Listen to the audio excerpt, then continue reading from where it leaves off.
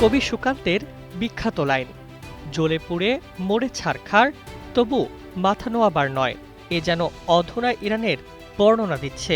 হাজার হাজার পশ্চিমা অর্থনৈতিক নিষেধাজ্ঞার পাশাপাশি আমেরিকার সর্বাত্মক আক্রমণের মুখে মাথা উঁচু করে দাঁড়িয়ে থাকা মুসলিম দেশটি আসলেই মাথা নোয়াবার নয়। হাজার হাজার আঘাতের বিপরীতে ইরান শক্ত হয়ে দাঁড়িয়ে আছে, এ যেন এক নীরব পরাশক্তি।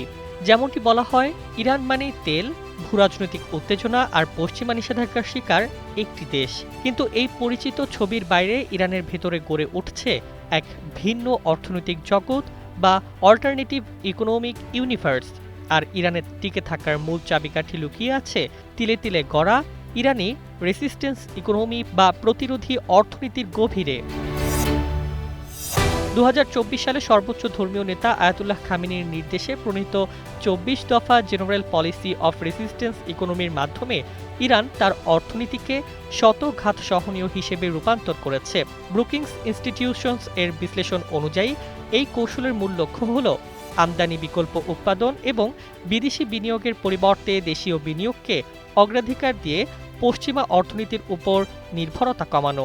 2018 সালে ট্রাম্প প্রশাসন পারমাণবিক চুক্তি থেকে সরে যাওয়ার পর ইরান 1300 এর বেশি পণ্যের আমদানি নিষিদ্ধ করে এবং স্থানীয় উৎপাদনকে ব্যাপকভাবে উৎসাহিত করে।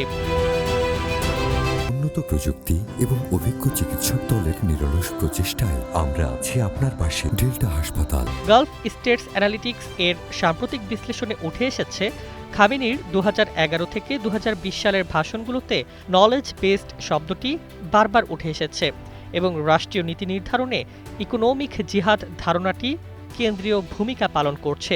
লক্ষ্য ছিল একটাই, কাঁচামাল রপ্তানিকারক থেকে উচ্চ মূল্যের প্রযুক্তি উৎপাদনকারী দেশে রূপান্তর। আর এই রূপান্তরের গভীরে লুকিয়ে আছে ইরানের টিকে থাকার রহস্য। ইরানের সবচেয়ে বড় সম্পদ তেল নয়, মানুষ। Centre for security and emerging technology এর তথ্য অনুযায়ী ওয়ার্ল্ড ইকোনমিক ফোরাম মোট স্নাতকদের মধ্যে STEM ডিগ্রিধারীদের অনুপাতে ইরানকে রাশিয়া ও জার্মানির সঙ্গে একই স্তরে রেখেছে, যেখানে 30%-এরও বেশি স্নাতক বিজ্ঞান ও প্রকৌশলের ডিগ্রি অর্জন করেন। ইরানের বিপরীতে যুক্তরাষ্ট্রে এই হার মাত্র 20%। ইরানি প্রকৌশলী ও বিজ্ঞানীরা আন্তর্জাতিক গবেষণা জার্নালে ব্যাপকভাবে প্রকাশনা করছেন এবং বিশ্বের শীর্ষস্থানীয় বিশ্ববিদ্যালয়গুলোয় নিয়মিত ভর্তির সুযোগ পাচ্ছেন। সদ্য ইসরায়েল ও যুক্তরাষ্ট্র কর্তৃক ধ্বংসপ্রাপ্ত শরীফ ইউনিভার্সিটি অব টেকনোলজি এবং তেহরান ইউনিভার্সিটির মতো প্রতিষ্ঠান থেকে বের হওয়া গ্র্যাজুয়েটরা ন্যানো টেকনোলজি, বায়োমেডিক্যাল ইঞ্জিনিয়ারিং এবং AI গবেষণায় উল্লেখযোগ্য অবদান রাখছেন। বিশ্লেষণে দেখা যাচ্ছে ইরানের আছে 10,200 কোম্পানির অল্টারনেটিভ ইউনিভার্স। পশ্চিমা ব্র্যান্ডের অনুপস্থিতিতে ইরান গড়ে তুলেছে নিজস্ব প্রযুক্তি ইকোসিস্টেম। সরকারি হিসাব অনুযায়ী দেশটিতে এখন 10,200টি সার্টিফাইড নলেজ বেসড কোম্পানি রয়েছে। এই কোম্পানিগুলো ফার্মাসিউটিক্যাল, ন্যানো টেকনোলজি, মহাকাশ এবং তথ্য ও যোগাযোগ প্রযুক্তি সহ কৌশলগত খাতে দেশীয় বিকল্প তৈরিতে কাজ করছে। এছাড়া 6,000-এর বেশি স্টার্ট আপ আর্থিক সেবা থেকে কৃষি প্রযুক্তি পর্যন্ত বিভিন্ন খাতে সক্রিয় রয়েছে। ফার্মাসিউটিক্যাল খাতে ইরানের সাফল্য বিশেষভাবে উল্লেখযোগ্য। ইরান এখন বিশ্বের শীর্ষ 10 বায়োটেকনোলজিক্যাল ঔষধ উৎপাদনকারী দেশের মধ্যে স্থান পেয়েছে এবং দেশটি 97% ঔষধ নিজেই উৎপাদন করে। 2024 সালে ইরানের ফার্মাসিউটিক্যাল রপ্তানি থেকে প্রায় $150 মিলিয়ন পৌঁছেছে এবং ইরানি ঔষধ এখন ওমান, ইরাক, রাশিয়া ও আফগানিস্তান সহ 40টিরও বেশি দেশে বিক্রি হচ্ছে। ইরানের অর্থনীতিকে অনেক বিশ্লেষক কোয়েলড স্প্রিং বলছেন, যার মানে হচ্ছে নিষেধাজ্ঞা উঠলেই যা বিস্ফোরণের মতো প্রসারিত হবে। তাত্ত্বিকভাবে প্রযুক্তিটি শক্তিশালী। ইরানের আশেপাশে 55 কোটি ভোক্তার আঞ্চলিক বাজার রয়েছে। ফাইন্যান্সিয়াল অ্যাকশন টাস্ক ফোর্সের ব্ল্যাকলিস্ট থেকে বের হতে পারলে এবং বিশাল বিনিয়োগ ঘাটতি পূরণ হলে ইরানের হাইটেক খাত বৈশ্বিক বাজার কাঁপিয়ে দিতে পারে।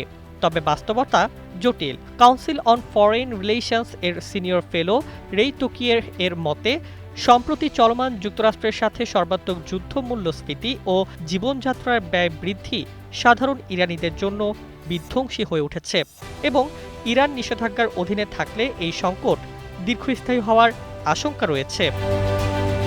যুক্তরাজ্যের হাউস অব কমন্স লিবারেলির এর প্রতিবেদন অনুযায়ী ২০২৪ সালের জুলাই থেকে ২০২৫ সালের মার্চের মধ্যে ইরানের মুদ্রা রিয়াল তার মূল্যের অর্ধেক হারিয়েছে এবং ২০২৫ সালে খাদ্য মূল্যস্ফীতি ৭০% ছাড়িয়ে গেছে। এজিএসআই এর সাম্প্রতিক বিশ্লেষণে বলা হয়েছে, ইরানের সামনে মূল প্রশ্ন হল অর্থনৈতিক টিকে থাকার প্রয়োজনীয়তা শেষ পর্যন্ত আদর্শগত আপোষকে বাধ্য করবে কিনা। তবে আজকের ইরান মার্কিন যুদ্ধের বাস্তবতা বলছে, ইরান আদর্শকে বিসর্জন দিবে না, বরং আদর্শকে সমুন্নত রেখে কিভাবে টিকে থাকা যায় তা ইরান শিখে গেছে, আর তার প্রমাণও ইতোমধ্যে সারা বিশ্ব দেখেছে।